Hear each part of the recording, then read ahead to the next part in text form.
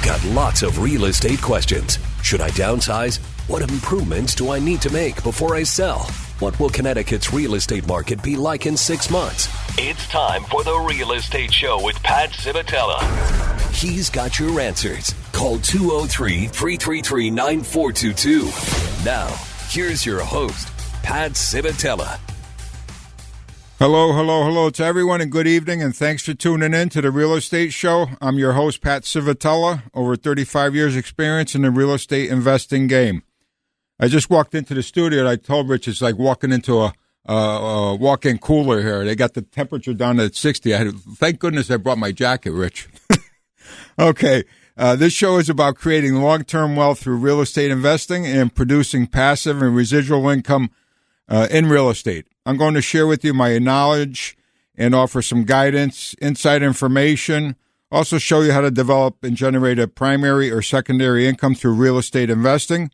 And besides that, we talk about a lot of different home improvement tips to increase the value of your property that I've done probably over the years, the last 35 years. So I encourage everyone, if you have any questions and you want to call in early because the show does go by relatively quick. You know, when I first started this, Rich, I thought half hour was going to take me like, forever to go through a half hour. But it seems like I always bring more material that I could get to every week. You know? It does go very quickly. Yeah. And, the hosts of the three shows that I do are all have that same opinion. Yeah, I mean, it's just amazing. But anyways, if you have any questions, call in early. It's 333-9422 or 333-WICC if you can't remember the numbers. All right.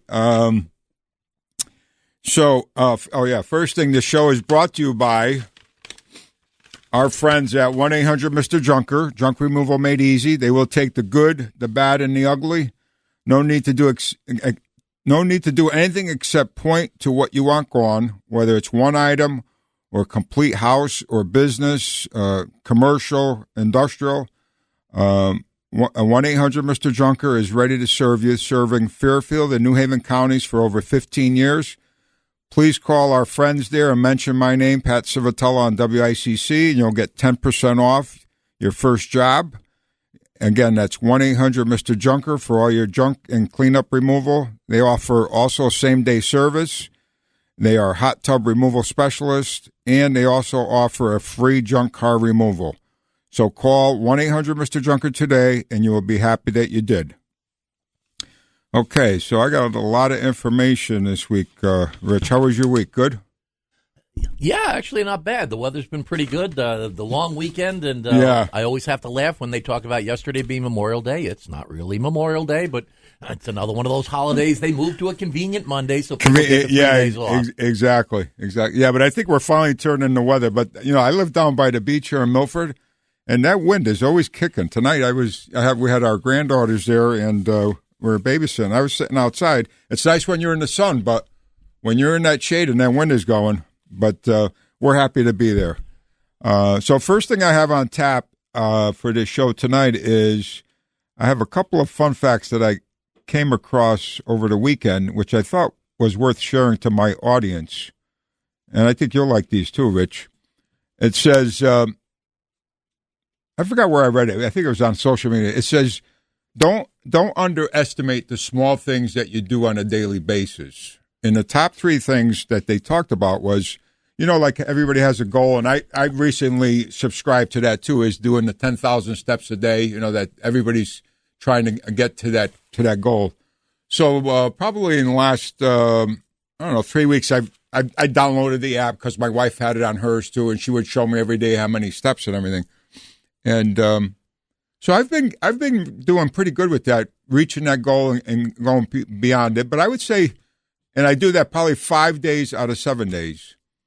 And this is what caught my attention to this little article. It says, if you do 10,000 steps a day, Rich, what do you think that's equivalent to on a yearly basis as far as something that you can relate to distance-wise?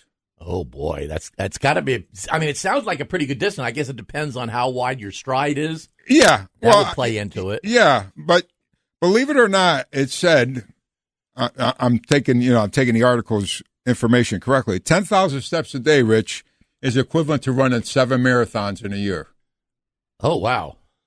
Isn't that impressive? I mean, that's like mind-boggling. When I read that, I said, holy mackerel. I'm thinking, so even if you do 5,000 steps a day, which is very easy to do, so that's 3.5 marathons, distance-wise. Yeah.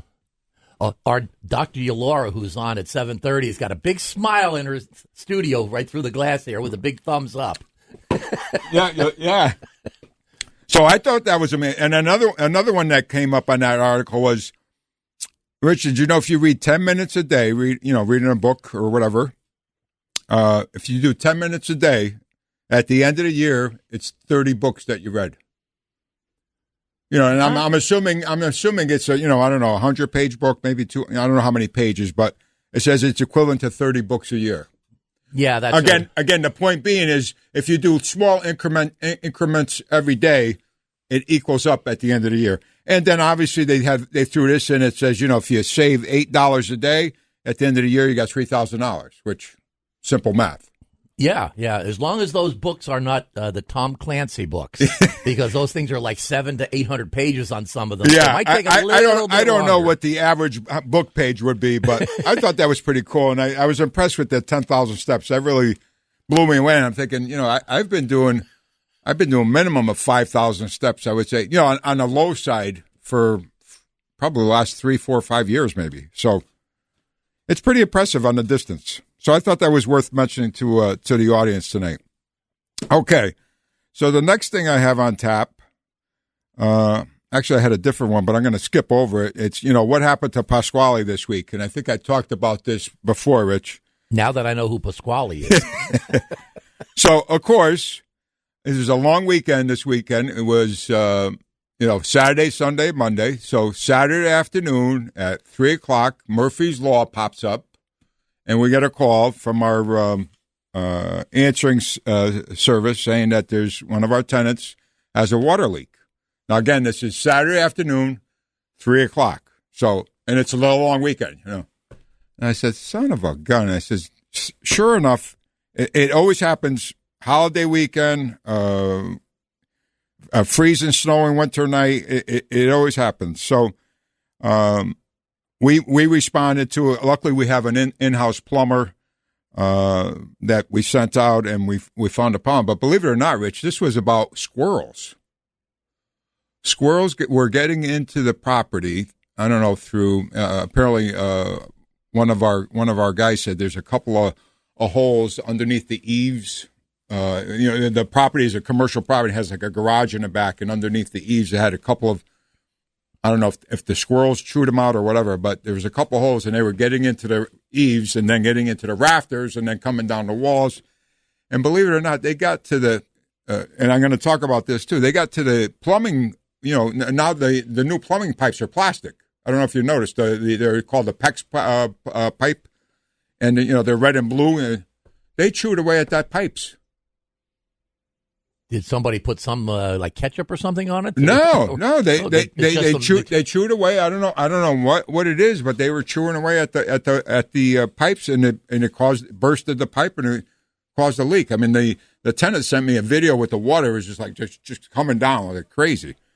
But so talking about that, about the plastic PEX piping, everybody thinks that. New stuff is the best and the greatest, but you can't beat the copper piping, because the squirrel's not going to chew through copper. But I guess there's some type of something in that material that they're chewing on, or they were eating, or I don't know what it was. So this is like I say, I learn stuff every day. This is a new one on me that I could add to my book, because I've never had. We've had squirrel problems, but we never had a squirrel go in and chew the water pipes or water lines. I actually had 2 squirrels get into my house through the chimney, and they came down. What I didn't know is that on inside the chimney, it went into a wall. They had I guess they must have had a vent or something there at one time before I moved in, and all they did is they put like a small metal plate about the size of like a picnic plate over it, and it had little clips to hold it in place. Well, the squirrel just knocked it out, and suddenly he's in the wall. Yeah. I hear this up and down, and one of them actually got into my house, over weekend when I wasn't there. Oh, he died in the house. Yeah, the other one I could see his bushy tail right next to my fireplace. Oh yeah. I said, well, this is ridiculous. That's what my son said, because he went on the call and he says, I could see the squirrels. They're looking right at me. I says, I can't believe it. I mean, they're very a nuisance. Those, and I know exactly what you're talking about. You're talking about those vents were originally for the stoves that vented out, and then they used to put these plates, the decorative plates that popped right in. Yeah. So we took care of that. I ended up getting a company. I forgot where they're located, but they put one of those screens on top of the chimney. Oh yeah, that's an easy fix. I mean, as long as you keep them out of the property, and so we're going to have to deal with that this week also, rectifying that problem. But it's always something new, and Murphy's Law is working every day. You know, I think I talked about that in one of my first shows. Murphy never takes a vacation. Yeah, so like I said, so be careful on thinking about everybody wants to use that PEX piping because it's quicker, easier, cheaper. But here's a perfect example. Like, who would have thought this would have been a problem? So, anyways, I wanted to bring that to the audience attention. The next thing I have a nice article that I'm just going to skim through from Inc. Magazine, March 2024. It says, real estate investing is a popular choice for many people looking to build wealth and secure their financial future. From rental properties, commercial real estate investing in asset classes offers numerous opportunities for generating income and long-term growth. Real estate investing strategies can include rental income, property appreciation, tax benefits. Additional investors can leverage their investments through financing and allow the control of larger assets based on a relatively smaller amount of their own capital. And I wanted to just elaborate on that, which I'm glad for this article, because this is what I've been talking about for the last 35 years. It's a popular choice because what it says here on the financing part of it is, you're able to borrow. There's no other investment vehicle that I know of. Like, you can't go, Rich, you can't go to the bank and borrow 80% of the money, let's say $100,000, and say, I need to borrow 80% of it, and I want to go buy stocks with it. You know what I mean? Yeah. There's no such thing. It just doesn't exist. But in real estate, you could go borrow up to something. Well, like we've been talking about it all the time. You could borrow up to almost 100%. 97% of the money, and you're leveraging the amount there. So you've mentioned a couple of different programs that you brought up. Yeah. I mean, so that's a huge plus, because it just with time, especially like I'm trying to reach the younger audiences. When time is on your side, I mean, you're golden, because, over time, everything just increases in real estate. It's almost like a hedge against inflation, because, like, when I first started, I think I mentioned it before, I had a two-bedroom in downtown Shelton. The average rent back then was probably, $500-$600. But that same two-bedroom today is probably close to $2,000. So that's what I'm saying. It keeps up with inflation, and it's a hedge against inflation. So, so I thought that was a great article for Inc. Magazine to post this. And then there's also the depreciation of the property, tax benefits, and we're going to go into some of the other stuff that we're going to cover that tonight too. But it says, continuing the article, it says real estate markets can vary, and I've talked about that, significantly based on location, which is common sense, economic conditions, and local regulations. And we talked about the local regulations last week, I think, Rich, remember that guy that the local government wanted to charge him like $30,000 to build that house to get a permit? Oh, right, yes. So there's your perfect example of local regulation. I mean, the guy wants to build, he's got the property, wants to build, but he's got to go through these ridiculous building permits that they want to charge him. I think it was $25,000 or $30,000, and he won it in court. He fought it. He won it in court. Understanding the factors crucial. Informed investment. This is successful. Blah blah blah blah. Often conduct through market. Yeah, obviously you got to do your homework, which is your market research here. evaluating supply and demand by dynamics, employment trends, population growth, infrastructure, so forth and so on. And, I talk about that all the time. And it's, again, to me, because I've been doing it for a long time, it's common sense. But I guess it's important to bring it up to people that, number one is, and I talked about this, the devil's in the detail. You got to do your homework, So I wanted to bring up that article to everybody. We talked about this. What happened to... Oh, okay. Yeah, I didn't realize what time. All right, we're going to take a quick break, and we're going to come right back. Got real estate questions? Call 203-333-9422 and ask Uncle Pat. Okay, welcome back. Took a little quick break there. And we're going to go right into... I got a call this week at the office from one of our listeners. And he asked about HELOC loans. And I just wanted to cover that a little bit because it is a good point, and he had a good question on it, too. Are you familiar with that, Rich? HELOCs? No, I've not heard of that. Yeah, well, HELOC stands for Home Equity Line of Credit. And what that does is, obviously, a lot of people have been in their homes, whatever, even in the last 10 years, you build up equity in your home. So the banks or even lenders will give you, loan you money based on your equity in there. So let's say the house is worth $400,000. You owe $100,000, so you got $300,000 worth of equity. So you're able to pull some of that equity out, and mostly all lenders and banks will give you easy 50% of that. And how the HELOC works is it's like a line of credit. They give you like a checkbook based on it. And let's say you want $100,000 line of credit for either doing whatever you feel necessary. And this is where we're going to get into a lot of this is I wouldn't take a HELOC loan to go traveling or to do, to me, it's stupid things. You know what I mean? If you need like a necessary repair, and this is what the caller was about this week is I think he needed a home improvement repair at the house that was not major money, but it was probably, $20,000, $30,000, $40,000. It was a sewer line repair. So how HELOC works is the bank will lend you up to, let's say, $100,000 is the line of credit. Now you could borrow any amount from $100 to that $100,000. But what's nice about it is most HELOCs are set up that it's interest only. So you're only paying the interest on what you're using, and then as long as you pay it back, you don't have to pay the principal. So, you pay the principal after the term, and they have terms of either 5 or 10 years. And I've used this before on some of our properties. And is that anything similar to like people taking out a second mortgage? It's different because a second mortgage is a fixed rate mortgage. It's just like your first mortgage. It's both principal and interest.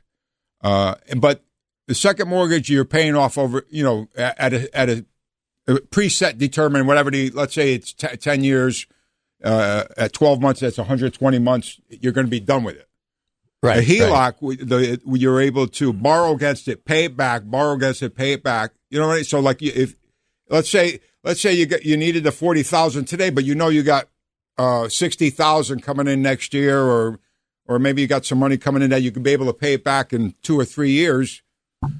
You're only paying the interest on the money you're using.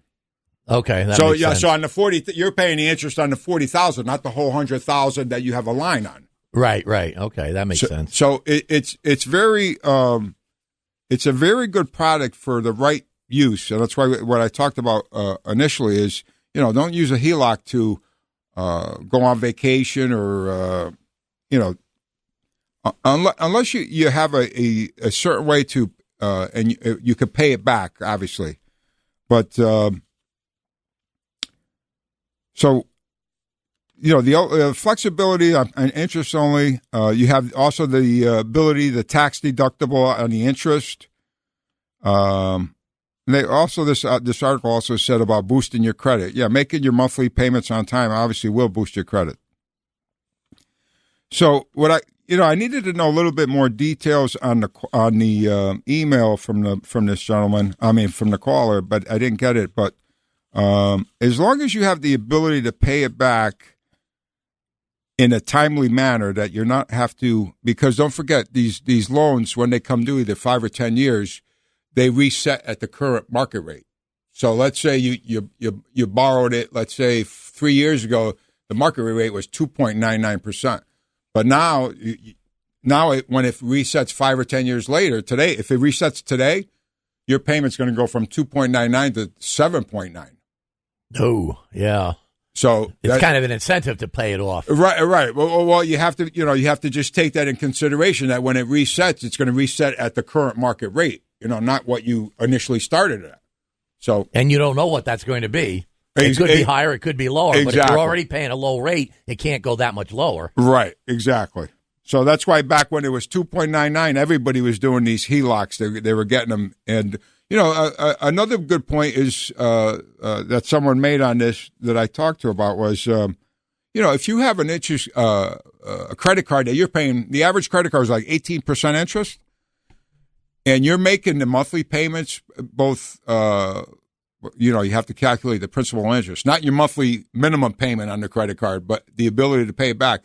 It might be advantageous to take one of these HELOCs, pay off that credit card that you're paying 18%, and you could borrow the money at 7% today or 7.5%. That's like a third of what it would cost you. But again, make sure that you're able to pay it back, in that term, either the 5 or 10 years. But I mean, that to me would be like a no-brainer. But with anything, you have to be disciplined, and you got to be able to have the foresight and the ability to pay all these back. But if you can use the bank's money and save 14% interest, like I said, the average credit card is 18 to 20% interest on it. So, to my caller at the office, the answer to that question would be is just make sure you're able to afford to pay back that HELOC if you need to do that repair, and if you can anticipate how you're going to be paying that HELOC loan back, would be my suggestion on that. Especially when it's a home improvement or something that's a necessity.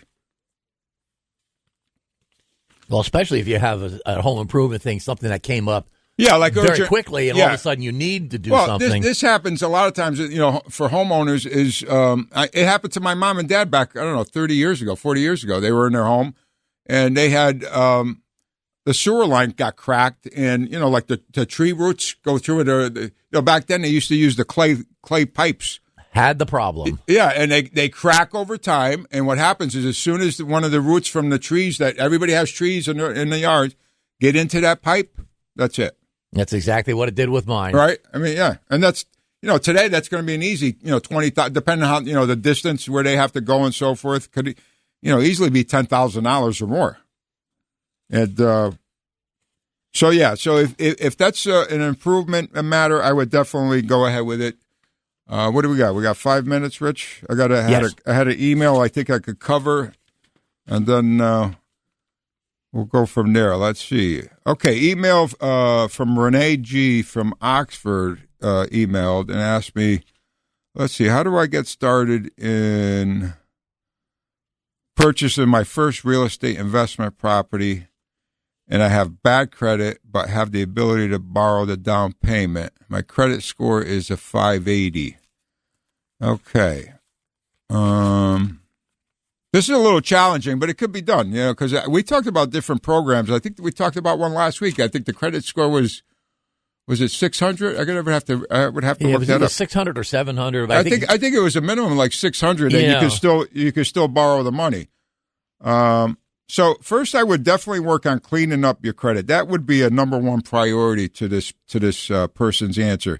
Is get on a path, whatever it is. You make a list of your debts or your credit cards or whatever it is, and come up with a plan. Either you pay them $20 a month or whatever the number is. Come up with a plan, stick to it, and get your credit up to as high as you can. That is the key here in real estate, or really in life, because the higher your credit, you're better off. Even people don't realize even car insurance, they check your credit. And if you got bad credit, you're paying a higher rate. People don't know that. Well, you mentioned last week when you've got a mortgage closing coming up is don't go buy furniture and put money into things because all of a sudden you've got more things on time and that affects it. Absolutely, because like I told you, Rich, because the day of the closing, they pull what they call is a soft pull on your credit, and they want in the day of the closing, they want to make sure that you haven't signed for whatever any other obligations. So yeah, get your credit card or your credit back to as high as you can possible. And that's the key, is to get it as high as possible. And then set a goal, like set it either, that obviously depending on what your debt is. I don't know. She didn't mention how much debt she had, and I don't know how much your income is. So set a realistic goal, whether it's 1 year, 2 year, 18 months, whatever it is, and work on that really, really hard until you get that credit up higher. So that would be my answer. But once you have that credit up, you can get up to 0% programs.